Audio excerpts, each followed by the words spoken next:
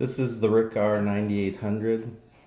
It has a lot of different stitches to it. It's a free arm sewing machine. Just by removing this small table, which has built-in storage. Has a couple of extra feet with it and some extra bobbins. It's all tuned up and ready to go. This is a variable speed machine.